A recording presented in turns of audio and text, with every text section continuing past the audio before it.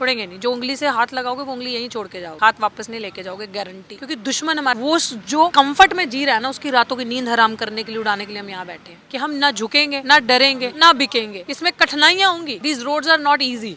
हमें पता है, धर धर के दूंगी ना, याद रखोगे, नानी तुम्हारी याद आएगी तुम्हें किसके साथ पंगा लिया था। सिख खून है मेरे अंदर, सिख कौम का, सेल्फ डिफेंस बहुत अच्छे से आता है। ऐसे तो नहीं छोड़ूंगी बच्चों। हमारे सच कोई नहीं दिखाएगा, क्योंकि दलित सिर्फ वोट बैंक है। दलितों के नाम पे राजनीति करो। आंदोलन लंबा है, लंबा ही रहेगा, क्योंकि हमारी सुनवाई नहीं है। और यहाँ पे क्योंकि दलित बहुजन बैठे हैं, इसलिए इनकी सुनवाई नहीं है। यहाँ पे क्योंकि उनको पता है कि चोरी में खुद हम शामिल हैं, इसीलिए सुनवाई नहीं है। दिल्ली में गुलाबी सर्दी की शुरुआत हो गई है और तकरीबन 60 दिनों से डॉक्टर रितु आंदोलन कर रही हैं, इंसाफ की गुहार लगा रही हैं। कह रही हैं कि उन्हें जब तक न्याय नहीं मिलेगा तब तक वे आंदोलन करती रहेंगी। मेरे साथ डॉक्टर रितु खुद हैं। 60 दिन होने को है मैम, क्या कहेंगी? कोई चिंगारी, कोई उम्मीद दिख रही है कि इंसाफ मिल जाएगा? बिल्कुल, उम्मीद तो मेरी हमेशा ही बुलंद रहती है और कभी भी हौसले टूटते नहीं हैं, कभी भी मैं डगमगाती नहीं हूँ। मैं बात जैसे हर बार बोलती हूँ, मुझे मेरी मंजिल क्लियर है। हमारे दिमाग में जो प्लानिंग, जो स्ट्रैटेजी है वो क्लियर है। हमें कैसे आंदोलन को चलाना है, कैसे जीत की तरफ दिन प्रतिदिन अपना कदम बढ़ाना है। आंदोलन लंबा है, लंबा ही रहेगा, क्योंकि हमारी सुनवाई नहीं है कहीं पे भी। दलित बहुजनों को न्याय इतनी जल्दी नहीं मिलता, ये आप मान के चलिए। तो वो सब हमारे दिमाग में, हमारी स्ट्रैटेजी क्लियर है। हमारे सामने एक आंदोलन लगा था, मुझे लगता है कि हिस्ट्री डिपार्टमेंट के छात्र छात्राएं बैठे थे और हफ्ता भी नहीं हुआ उनको आंदोलन चलते हुए, तो एडमिनिस्ट्रेशन खुद उनके पास आया और आंदोलन उठा दिया। उल्टा ने जूस वूस भी पिलाए सब। तो ये होता है जाति, जो कभी नहीं जाती, क्योंकि वो एक जाति के लोग थे। और यहाँ पे क्योंकि दलित बहुजन बैठे हैं, इसलिए इनकी सुनवाई नहीं है। यहाँ पे क्योंकि उनको पता है कि चोरी में खुद हम शामिल हैं, इसीलिए सुनवाई नहीं है। ठंड की शुरुआत हो गई है और आधा से ज़्यादा अक्टूबर बीत चुका है, तो ज़िंदगी कैसी चल रही है? सड़क पे ही चल रही है। थोड़ी ना हम ये सोच के आए थे कि दिल्ली विश्वविद्यालय में जाएंगे तो सड़कों पे बैठना पड़ेगा। लेकिन जब यहाँ पे संघर्ष किया तो ये पता चला कि हर दिन पॉलिटिक्स है आपकी लाइफ में। हर दिन आपको अपने आप को प्रूव करना पड़ता है। हर दिन कुछ ना कुछ समस्याएं हैं आपके लिए। हर रोज़ मान सम्मान की लड़ाई हो रही है, हर रोज़ आपको असर्ट करना पड़ता है हर चीज़ को। तो जब ये सारी चीज़ें थी, तो वही चीज़ को लेके आज यहाँ पे भी फील हो रहा है कि कुछ भी आसान नहीं है, लेकिन आपको लड़ना है। अगर आप लड़े नहीं तो आप ख़त्म हो। क्योंकि देखो, लड़ने, दूसरा रास्ता बड़ा आसान है, दलाली का, गुलामी का, जिससे आप हर रोज़ मर मर के ज़िंदगी काटोगे। वो चाहिए या लड़ के मरे और कुछ करके मरे। सिचुएशन समाज के लिए कुछ ऐसी क्रिएट करके गए कि जब बच्चे इस विश्वविद्यालय में पढ़ के आए तो सर उठा के आए। ये रास्ता हमने चुना है कि हम ना झुकेंगे, ना डरेंगे, ना बिकेंगे। इसमें कठिनाइयाँ होंगी, these roads are not easy. हमें पता है ये रोड मुश्किल है, लेकिन इसी रोड पे चलने का मजा है। यही संघर्ष का जो रास्ता है। सर्दी है, आप कह रहे सर्दियाँ आ गई, आप रात को यहाँ रह के देखो, आपको पता चलेगा इतनी, क्योंकि ये बहुत ग्रीनी एरिया है, खुला हुआ है, बिल्कुल पास में है रिज रोड जो है, तो उस वजह से खुला भी है और ठंड है, ओस पड़ने शुरू हो गई। और इतनी सुबह सुबह ऐसा लगता है कि दिसंबर की ठंड है, अर्ली मॉर्निंग। इतनी ज़्यादा ठंड है कि आपको कंपाहट शुरू हो जाती है सुबह। अभी ठंड है, हमारा टेंट फिट हो रहा है। आप देखो, समाज ही कर रहा है ना, टेंट लेके आए। क्योंकि महिलाओं के लिए मैं ये कहना चाहूँगी, जो भी इस आंदोलन में आना चाहती है, भागीदारी निभाना चाहती है, तो आए, उनके लिए है सब कुछ, यहाँ सारी फैसिलिटीज़ हैं। तो ठंड भी है, गले भी ख़राब हो जाते हैं, लोगों की तबीयत भी ऊपर नीचे हो रही है, लेकिन फिर भी हम डटे रहेंगे, क्योंकि हम तभी जाएंगे जब हमें संपूर्ण प्योर न्याय यहाँ से मिलेगा। दूसरी विंडो में आप देख रहे होंगे किस तरीके से डॉक्टर रितु चाय बना रही हैं। ये खाना पीना सब कुछ यहीं पर बनता है या सिर्फ चाय ही यहाँ पर बनाया जाता है? नहीं, हमारा बहुत सारे साथी ऐसे हैं, जैसे नाहरपुर एक गांव है, वहाँ की जो हमारी सच्ची अम्बेडकरवादी अम्माएँ हैं, वो खाना रोज़ लेके आती हैं। लेकिन उनकी भी सेहत है, बुजुर्ग हैं, कभी कभी नहीं ला पाते, तो जिस दिन वो मिस कर देते हैं उस दिन हम खुद यहाँ पे खिचड़ी बना लेते हैं। ये छोटा सा स्टोव अगर आप देखें, हमें किसी ने दिया था। और ये गैस सिलेंडर भी, मैं बता रही हूँ ना, यहाँ सब समाज का दिया हुआ। लोगों को लगता है ना दलित आंदोलन नहीं चला सकते, आदिवासी बहुजन, इनका कुछ नहीं है। तो ये प्रतीक है कि समाज साथ देता है। शुरुआत तो करो, लड़ो तो सही। तो यहाँ पे चूल्हा चलता है, खिचड़ी क्योंकि एक पैन में डाल दी, उसमें दाल डाल दी और वो हमें बनाना भी आ गई, तो उसी के अंदर हल्दी हल्दी डाल के यहाँ खिचड़ी बन जाती है। तो उसके बाद चाय भी बन जाती है। चाय तो हर रोज़ 2-3 बार बनती है। जैसे बहुत सारे समाज के ऐसे लोग हैं जिनको चाय, ठंड है तो मन करेगा, हम लोगों के गले ख़राब हो गए बोल बोल के, दर्द करते हैं, तो चाय तो बनती है दिन में 4 से 5 बार से भी ज़्यादा बनती है चाय यहाँ पे। और फिर अगर कोई और चीज़ किसी को खानी हो तो वो यहाँ पे बन जाती है, तो बनाते हैं हम खुद भी।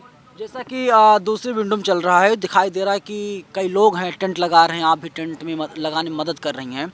तो उसमें कौन से लोग रहेंगे, किसके लिए टेंट लगाया जा रहा है? क्या 24 घंटे सातों दिन आप लोग यहीं पर रहेंगे? हम यहीं रहते हैं।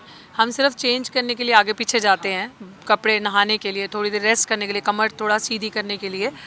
बाकी टेंट जो है आप देखें वो इसलिए लगाया जा रहा है क्योंकि जब जैसे महिलाएं हैं आप कंफर्टेबल फील नहीं करते, क्योंकि ये इस एरिया में बहुत सारे शरारती लोग सुबह सुबह, बुजुर्ग हैं लेकिन मनुवादी मानसिकता से इतने ग्रस्त हैं कि कल हमारे पास वीडियो भी है, यहाँ से दो बुजुर्ग इंसान जा रहे थे, सोचिए कितनी तुच्छ उनकी सोच है। तो यहाँ से बोल के हमें जाके यहाँ बैठे हुए थे, तो मैं शायद वॉशरूम ही गई थी, तो यहाँ से सुबह सुबह मॉर्निंग वॉक। अरे तुम तो खाना हजम करके, खाना खा के हजम करने आ रहे हो, जो दूसरे बैठे हैं तुम उनको क्यों छेड़ रहे हो? तो एक बुजुर्ग मतलब ज़्यादा भी नहीं थे, पर ठीक है 50-55 के ऊपर होंगे, यहाँ से, हाँ यहाँ से गए और बोल के गए कि क्या गंद डाल रखा है यहाँ पे, साला इतनी जगह घेर रखी है। तो हमारे साथियों ने बोला क्यों, कोई दिक्कत है? अभी तो 1 साल बैठेंगे, कोई दिक्कत है? तो उन्होंने भी आगे से गुस्से में बोला, गुस्से में क्या, उन्होंने उनको तंज किया, हाँ कुछ नहीं होने जाने वाला तुम्हारा, निकलो यहाँ से, निकलो यहाँ से। मतलब मैं होती तो मैं उससे पूछती कि बाप की ज़मीन है, मतलब पूरा भारत तो कब्जा लिया है, 90% चीज़ें तुम्हारे पास है, अब हमारे लिए ज़मीन बची है अपने हक अधिकार के लिए, तो यहाँ भी नहीं बैठे। बस बेचारे चूक गए, मैं तो इंतजार में। बातों में दादागिरी थी कि निकलो यहाँ से, आंखों में भी। और वो किसी और अगले दिन वो फिर आए, तो हमारे यहाँ से जहाँ पे बाबा साहब के झंडे लगे हुए हैं वो रस्सी काट रहे थे, तो हमारे साथी फटाफट दौड़ के गए, उनको भगाया यहाँ से। नफरत देखो, उनको लगा कि मैं एजेड हूँ तो मुझे कुछ कहेंगे नहीं, क्योंकि अगर आप हम पे अटैक करने आओगे तो फिर हम छोड़ेंगे नहीं, अटैक करने आओगे। सेल्फ डिफेंस में बहुत अच्छे तरीके से, लेकिन ऐसी शरारतें यहाँ हो रही है। तो ये टेंट आपने पूछा क्यों ज़रूरी है, टेंट उन महिलाओं की ज़रूरी है जो यहाँ रात को रुकती हैं, कंफर्टेबल फील नहीं कर। वैसे तो सब कंफर्टेबल है यहाँ पे, हमने जिस तरीके की सुविधाएं कवर करके रखा है सब, लेकिन और अच्छा हो जाएगा कि महिलाएं जो आ रही हैं वो वहाँ पे अपना चेंज करना हो चेंज कर सकती हैं, टेंट के अंदर ईजिली कंफर्टेबली सो सकती हैं, सिक्योरिटी पर्पज़ से भी सारी सुविधाएँ। और हमने तो सिर्फ कहा ही था, तो समाज के हमारे जो लोग हैं उन्होंने बोला कि बहन आप बात करो, आपको क्या चाहिए। तो कुछ लोग रोहतक से आए हैं, उन्होंने फटाफट से मेरी एक बात कहने पे कि बहन हमारी बैठ के यहाँ संघर्ष कर रही है कोई भी चीज़ की दिक्कत हो हम आने नहीं देंगे। तो आप देखना ये टेंट इसलिए लगाया जा रहा था कि महिलाएं सबसे पहले, जैसे बाबा साहब ने हमेशा महिलाओं को आगे रखा, उनकी सुरक्षा, उनकी लिए काम किया, और वो हमारा भी फ़र्ज़ है कि कभी कोई ओढ़ने बिछाने के लिए क्या प्रयोग कर रहे हैं, क्योंकि रजाई गद्दे की जरूरत पड़ेगी, अक्टूबर खत्म होने को है। स्टेटस डाला था कि हमें ब्लैंकेट्स की ज़रूरत है, क्योंकि ठठराती बहुत ज़्यादा ठंड थी, और लोग कई बार रात को आसपास वाले आ जाते हैं यहाँ रहने, जैसे आसपास मतलब दिल्ली से लोग आ जाते हैं कि बहन अकेली है तो चलो, तो हमारे 10-20 लोग कई बार हो जाते हैं, तो कुछ ओढ़ने के लिए नहीं होता। हमारे पास बहुत कम सामान था, जितना मैं अपने घर से ला रही थी मैंने तो सब ले आई, मेरे घर पे गद्दे भी पड़े थे मैं वो भी ले आई, ब्लैंकेट्स भी थे मैं सब ले आई। बट अब और ज़रूरत थी तो मैंने मैसेज डाला था समाज को, तो उन्होंने ब्लैंकेट्स हमें सब दे दिए। अभी इतने हैं कि हमारा 20-25 लोगों का रात का गुजारा हो जाएगा, लेकिन अगर आने वाले टाइम पे और हुआ तो फिर समाज को कहा जाएगा आ जाएंगे, वो भी आ जाएंगे। ओढ़ने के लिए कंबल आ चुके हैं, बट दिल्ली की सर्दी और गर्मी दोनों ही बहुत बुरी होती है, तो अगर ज़रूरत पड़ेगी तो वो। सर पर छत नहीं है, सर पर तंबू है, सर पर प्लास्टिक है, ये तो लोग तिरपाल बोलते हैं अमूमन गांव में। तो कैसे आप लोग खुद को कवर करें, कैसे ढकेंगे, क्योंकि यहाँ का टेम्परेचर जो है वो तो माइनस पहुँच जाता, -1 डिग्री -2 डिग्री टेम्परेचर। प्रिपेयर हैं भाई, सब देखा जाएगा। हम यहाँ पे कंफर्ट लेने नहीं बैठे, संघर्ष के लिए बैठे हैं। जैसी भी होगी मंजिल, वापसी नहीं जाएंगे। ठंड होगी, कंपाती धुंध भी पड़ेगी। यहाँ पे इस तरीके की धुंध पड़ती है सुबह सुबह, क्योंकि मैं तो यहीं हॉस्टल में रही हूँ चंद कदम आगे, तो दिल्ली विश्वविद्यालय का मेन हॉस्टल UHW में मैं रही हूँ, तो इसी रोड पे।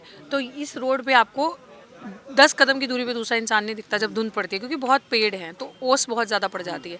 उसके लिए भी प्रिपेयर है, लेकिन आप सही बोल रहे हो, ये तरपाल है। अभी आपने देखा होगा 5 दिन पहले बारिश आई थी, तो रात को इतनी ज़बरदस्त बारिश और हवा चली कि रात को 2 बजे हमारी तरपाल टूट गई, गिर गई। हमने कैसे वो एक तरपाल, एक टेंट हमें कोई दे के गया था, जब शादी ब्याह में वो टेंट लगाते हैं, हमने वो टेंट रातों रात खुद मैंने लग के, और साथियों के साथ नेहा जी भी थी, सब ने वो टेंट लगाया, बड़ी मुश्किल से वो टेंट हमने गाड़ा। उस टेंट के नीचे 2 बेड रखे, उसके ऊपर बैठ के हमने रात काटी है। तो क्या हमें अगले दिन कोई फ़र्क पड़ा? हमारे हौसले कम हुए? नहीं हुए, क्योंकि दुश्मन हमारे से ज़्यादा चालाक है, ज़्यादा होशियार है। वो जो कंफर्ट में जी रहा है ना, उसकी रातों की नींद हराम करने के लिए, उड़ाने के लिए हम यहाँ बैठे हैं कि तुम्हें दिखाएंगे कैसी भी परिस्थितियाँ होगी, हटा नहीं जाएगा, और होगी परिस्थितियाँ। बाबा साहब का रास्ता आसान था क्या? बाबा साहब को सब कुछ प्लेट पे मिला था? नहीं ना। तो हम तो उनके वंशज हैं ना, सर उठा के सामान से जिएंगे, जैसा भी चलेगा आएगा, देखेंगे। देखो लाइफ अगर आप जीवित है ना, अगर स्ट्रेट लाइन आती है ना उसके अंदर, तो इसका मतलब आप मृत हैं। तो आपकी धाराएं, लाइनें अगर ऊपर नीचे है ना, तो आप जीवित हैं। तो ये उतार चढ़ाव तो it's part and parcel of life. We are ready to फैलाने की कोशिश की जाए डॉक्टर रितु, हो सकता है आप आपको पता ना हो या सवाल सुनकर करके आप अनकंफर्टेबल फील करें कि डॉक्टर रितु जो है ना यहाँ पर पैसे ले रही हैं, चंदे ले रही हैं, पैसा इकट्ठा कर रही हैं। जो तमाम लोग आ रहे हैं लोग पैसे देकर जाते हैं रितु को, इस पर क्या कहेंगे? बहुत अच्छी बात है, आप बता दीजिए जो लोग यहाँ चंदा देके जा रहे हैं, कौन लोग हैं वो चंदा देके जा रहे हैं और किसको दिया है, हमें भी पता चले।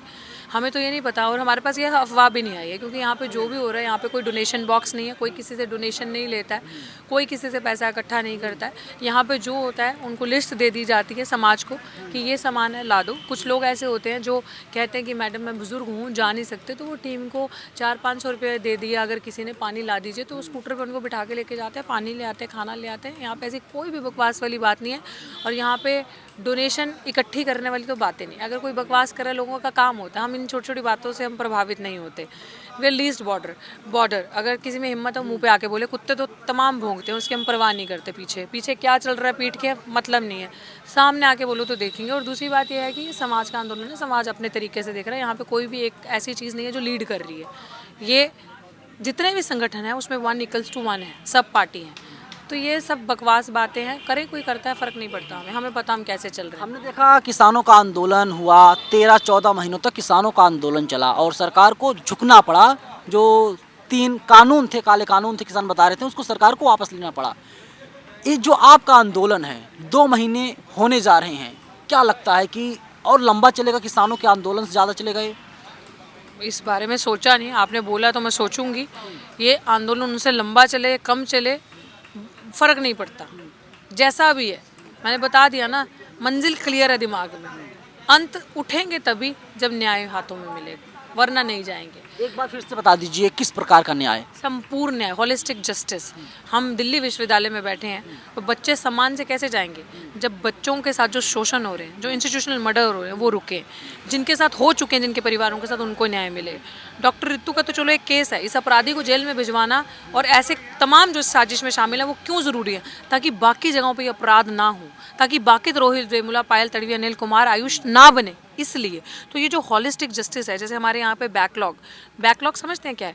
जो हमारी सीटों को एनएफएस करके, नॉट फाउंड सूटेबल करके दूसरों को दे दिया। अन्य सीटें हमारी ऐसी हैं, 2700 तो मेरे ही दिमाग में है, उसके अलावा पता नहीं कितनी है, जिसपे और कैटेगरीज के लोगों को पढ़ाया जा रहा है और उनको परमानेंट कर दिया है। वो एक बहुत बड़ी और अहम लड़ाई है। तमाम लोग ये कह रहे हैं कि आप तो आई थी खुद जस्टिस मांगने, इंसाफ मांगने, सविता रॉय को जेल भिजवाने के लिए, अब आप पूरे समाज की बात कर रही हैं, पूरे कौम की बात कर रही हैं। You are wrong. ये तमाम लोग कौन है वो तो है ना, कुछ तो लोग कहेंगे लोगों का काम है क्या ना, मैंने ये नहीं सुना। I am getting this information from you, it's a first hand information to you, this and also the donation one. जब आपने पहली प्रेस कॉन्फ्रेंस अगर देखी होगी, तब भी हमने कहा था कि हम जा रहे हैं वहाँ न्याय के लिए, 1 इंच भी नहीं हटेंगे।